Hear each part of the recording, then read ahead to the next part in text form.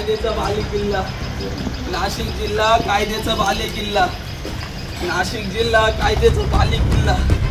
नाशिक जिल्हा कायद्याचा बालेकिल्ला, धोत्रे खून प्रकरणातील फरार आरोपीस गुंडाविरोधी पथकानं मध्य प्रदेशमधून ताब्यात घेतले आहे।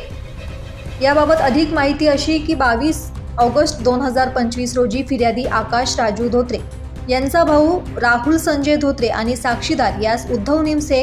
यांच्या साथीदारांसोबत नांदूर नाका येथे किरकोळ वाद झाल्याच्या कारणावरून नांदूर गाव परिसरात राहणारे उद्धव उर्फ बाबा बाबूराव निमसे यांनी फिर्यादी आणि साक्षीदार यांना शिवीगाळ आणि दमदाटी करून गर्दी जमवून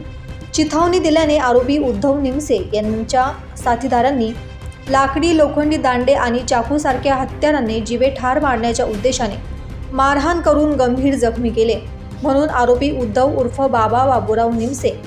आणि त्यांच्या साथीदारांवर आडगाव पोलीस स्टेशन येथे गुन्हा दाखल करण्यात आला होता। उपचारादरम्यान जखमी राहुल संजय धोत्रे यांचा मृत्यू झाल्याने या गुन्ह्यात भारतीय न्याय संहिता कलम 103 हे वाढीव कलम लावण्यात आले। सदर गुन्ह्यातील मुख्य आरोपी सचिन दहिया हा फरार होता। गुंडाविरोधी पथकाचे प्रभारी अधिकारी सहाय्यक पोलीस निरीक्षक ज्ञानेश्वर मोहिते पोलीस पथक हे सदर गुन्ह्यातील फरार आरोपीचा शोध घेणे कामी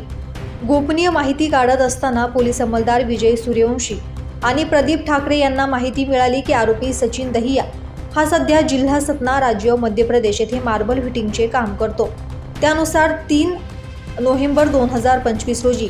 गुंडाविरोधी पथकाचे सहाय्यक पोलीस निरीक्षक ज्ञानेश्वर मोहिते, पोलीस अंमलदार विजय सूर्यवंशी, राजेश राठोड, गणेश भागवत, अक्षय गांगुडे असे जिल्हा सतना, राज्य मध्य प्रदेश येथे जाऊन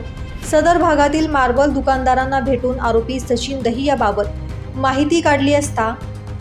तो नागोद, जिल्हा सतना परिसरात काम करत असल्याचे समजले। त्यानुसार दिनांक 5 नोव्हेंबर 2025 रोजी नागोद पोलीस ठाणे, जिल्हा सतना, राज्य मध्य प्रदेश या हद्दीत गिंजारा गाव येथे मार्बल फिटिंगचे काम करून नातेवाईकांकडे राहत असल्याने सदर गावामध्ये सापळा रचला असता आरोपीस पोलीस आल्याची चाहूल लागताच तो गावाबाहेर शेती असलेल्या भागात पळून जात असताना पोलीस पथकाने पाठलाग करून पाहिजे आरोपी सचिन फुलचंद दहिया वय 24 वर्ष राहणार निमुआ, जिल्हा सतना, राज्य मध्य प्रदेश यास चिथापीने ताब्यात घेतले। त्यास नाशिक येथे आणून पुढील तपासाकामी सहाय्यक पोलीस आयुक्त पंचवटी विभाग नाशिक शहर यांच्या ताब्यात देण्यात आले आहे। ब्युरो रिपोर्ट, दैनिक भ्रमर, नाशिक।